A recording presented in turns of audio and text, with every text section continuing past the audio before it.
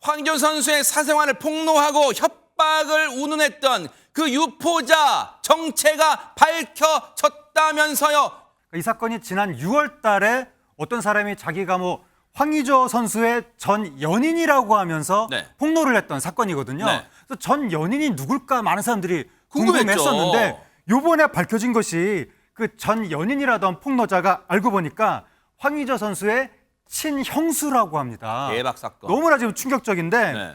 형수가 황희조 선수의 형과 함께 그 황희조 선수를 따라다니면서 해외 출장도 같이 가고 뒷바라지도 해주고, 그러니까 형과 형수가 이 매니저 역할을 했던 것 같습니다. 그래요? 그렇게 지근거리에서 보좌를 했는데 어떻게 해서 형수가 이렇게 폭로까지 하게 됐는지 거기는 굉장히 지금 궁금증이 커지고 있습니다. 그러면 황희조 선수는 그 영상을 유포하고 협박했던 사람이 자신의 친형수라는 걸 언제 알게 됐을까요? 일단 시간을 좀 돌려서 지난 6월로 한번 가보면요. 네네. 그때 이제 황희조 선수가 이 소위 말하는 유포자를 이제 고소하면서 네. 내용을 살펴보면 이 유포자라는 사람이 SNS에 아이디가 5개고 누군지 모른다. 그래서 피고소인, 그러니까 고소를 하는 상대방이 성명불상자라 그랬어요.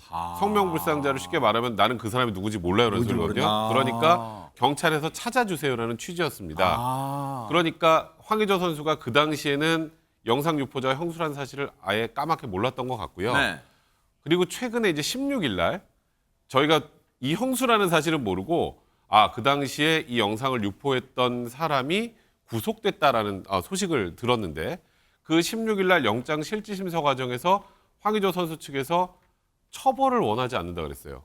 근데 그게 과거 고소할 때랑 완전 다릅니다. 그러네요. 고소할 때는 우린 절대 합의였고 엄정하게 정말 이건 중대하게 좀 처벌해달라 이렇게 저 고소장에 저를 썼는데 자필 네. 입장문에도 그렇고 네. 이번에 처벌을 원치 않는다라고 한 걸 보면 뒤늦게 이 영상 유포자가 형수라는 사실을 알게 된 것 같습니다. 지금 형수가 영상을 유포하고 협박했단 말이에요. 김은정 변호사님, 왜 그랬을까요, 지금? 네, 수사 과정에서 유포자가 황희조의 가족이자 최측근이었던 걸 확인한 경찰은 다른 사람도 아닌 친형수가 왜 영상을 유포하고 협박했는지 그 동기를 조사 중이라고 합니다. 네. 황희조 측에선 지난 2023년 5월 7일 이후 지속적인 협박에 시달렸고, 협박범의 사생활 영상 유출 이후 동일인인지는 확인할 수 없는 자에 의해서 무차별적인 유포와 금전 요구가 있었다고 하는데요. 네. 하지만 그 금전적 요구가 형수와의 문제인지는 아직 밝혀진 바가 없다고 합니다. 애초에 황희조 선수가 휴대폰을 잃어버렸다고 밝힌 시점은 지난해 11월쯤 자신의 소속 구단 라커룸, 옷 갈아입는 그런 데 있잖아요. 라커룸에서 잃어버렸다 했는데 보세요. 협박에 시달린 것은 올해 5월 7일 이후 지속적인 협박에 시달렸다. 그러면 근데 시차가 한 6개월 정도 있어요. 그 사이에 그러면 이 휴대전화를 훔친 사람도 형수인지 그건 아직 모르는 거예요. 단언할 수는 없는 거예요. 그런데 그러면 그리스에서 애초에 휴대전화 분실됐는데 그걸 놓고 김묘성 기자님, 황희조 선수 휴대전화 놓고 황희조 선수와 형수 간에 입장 차이가 있을 것 같은데 뭐라고 주장을 하고 있을까요? 네, 이제 많이 말씀해 주셨는데 일단 이 형수라고 지금은 밝혀진 유포자가 어떻게 사적인 영상을 습득을 했고 어떻게 유포가 됐는지, 유포를 시켰는지 그 과정에 있어서 지금 말이 많이 다른 것입니다. 형수와 황희조 선수의 입장이 좀 많이 다른데 네. 일단 알려진 배경을 보면요. 피해자가 있잖아요. 피해자의 법률 대리인이 유포자의 구속 심사 전 그 신문 과정에서 함께 있었던 거예요. 그때 들었던 이야기, 봤던 이야기들을 옮기는 과정에서 이렇게 알려지게 된 건데요. 황희조 선수의 입장은 이랬다고 합니다. 지난해 11월에 그리스에서 휴대전화를 분실했다라고 주장을 한 거예요. 그런데 말씀하신 것처럼 역시 영상 유포자는 형수의 입장은 다릅니다. 황희조한테 직접 건네받았다라고 주장을 하고 있는 거예요. 근데 또 황희조 선수의 입장이 또 다른 부분이 뭐냐면 있어요? 네. 영상 유포자가 휴대전화를 훔쳐간 것은 또 아니다. 약간 이런 입장이 있어가지고 많이 헷갈리기도 하고 뒤죽박죽 섞이기도 하는데 좀 더 지켜봐야 될 것 같습니다. 이제 새로운 국면이에요. 황의조와 황의조의 형수란 사람 두 사람 사이에 이제 새로운 국면, 뭔가 일이 있는 것 같아요. 왜냐하면 보세요. 지금 황의조 선수는 휴대폰을 잃어버렸다고 얘기하지만 지난해 11월 라커룸에서, 그런데 형수란 사람은 백성우 사님 건네받았다. 황의조한테 내 시동생한테 건너받았다 이러고 있어요 지금. 사실 이 부분이 굉장히 이제 이상하고 좀 미스테리한 건데요. 만약에 황의조 선수가 휴대전화를 형수에게 그냥 건넸고 그 이후에 사라졌다면 제일 먼저 의심할 사람이 누굴까요? 형수죠. 그러네요. 근데 그때 의심을 하지 못했던 것 같아요. 지금으로 봐서는. 아하. 그러니까 그 이후에 어떤 과정을 거쳐서 이렇게 영상이 올라오게 됐고 했는지는 저희가 좀 정확하게 확인이 좀 어렵고 네.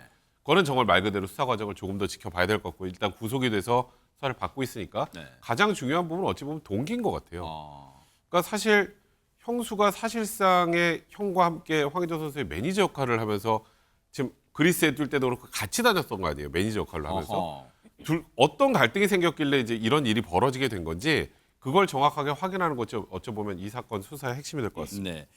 영상 유포로 인한 피해자가 있을 거 아니에요. 지금 피해 여성분 그 황의조 선수의 엇갈린 입장을 이제 조목조목 짚어볼게요. 먼저 전현 평론가님. 자, 피의자 지금 황의조 선수는 피의자 신분이에요. 지금 혐의를 받고 있단 말이에요. 그리고 영상 유포로 인한 피해자 간의 공방도 지금 뜨겁잖아요. 그렇습니다. 여러 가지 측면에서 양측의 입장이 완전히 엇갈리고 있습니다. 가장 핵심적인 쟁점 중에 하나가 불법 촬영이냐 아니냐의 여부일 수 있겠는데, 자, 황의조 선수 쪽 입장은 뭐냐? 이거는 연인 사이에 합의된 촬영이었다는 겁니다. 그리고 뭐라고 주장하고 있냐? 네. 소지하고 있지도 않고 유출된 사실이 없다라고 하니까 네. 피의자 측은 완전히 반대되는 주장을 하고 있습니다. 무슨 말이냐? 동의하지 않았다. 네. 동의 없이 촬영된 거고 네. 계속 삭제를 요구했다라는 겁니다. 네. 그런데 공방이 여기서 끝나지 않았고요. 황의조 선수 측 다시 입장문을 냈습니다. 상황을 굉장히 자세하게 설명을 했는데 당시 영상이 촬영되던 상황을 설명한 것으로 보입니다. 네. 휴대전화를 굉장히 숨길 이유가 없었기 때문에 잘 보이는 곳에서 촬영을 했고 그 여성도 그 상황을 알고 있었고 그리고 영상을 당시 연인이었던 이 여성과 같이 보기도 했다. 이렇게 주장을 한 겁니다. 즉 불법 촬영은 아니라고 계속 강조를 하고 있는데요. 상대 여성과 같이 출석해서 대질 조사를 받는 것도 고려하고 있다는 입장이지만 네. 또 피해자 측은 반대되는 입장이기 때문에 그 입장도 들어봐야겠습니다. 자신의 그 불법 촬영 혐의가 네. 없다고 주장하기 위해서 이제 당시에 동의가 있었다는 거를 주장을 하려는 것으로 보입니다. 그래서 실제로 영상을 찍는 것을 확인할 수 있도록 보이는 곳에 카메라를 설치했었고 혹은 그 사전에 미리 동의를 받아서 촬영을 했다고 주장을 하고 있는 것으로 보이는데요. 네. 실제로 이 가해자들의 주장 중에는 이런 주장들이 좀 있는데 사실상 이제 영상이 그러니까 카메라가 보이는 데 있었다고 하더라도 여성이 그거를 인지하지 못한 상태에서 영상이 촬영되게 되면 그것은 이제 부인할 수 없는 불법 촬영이 되는 것인데요. 네. 이 사안에서도 실제 영상이 촬영되는 그 카메라가 보이는 곳에 있었다고 하더라도 여성이 그거를 인지했었는지 그리고 인지하지 않은 상황에서 찍었고 그 네. 이후에 혹은 촬영물을 둘이 같이 시청을 했다고 하더라도 그 범죄 성립에는 영향이 없기 때문에 그 부분이 밝혀져야 된다고 생각합니다.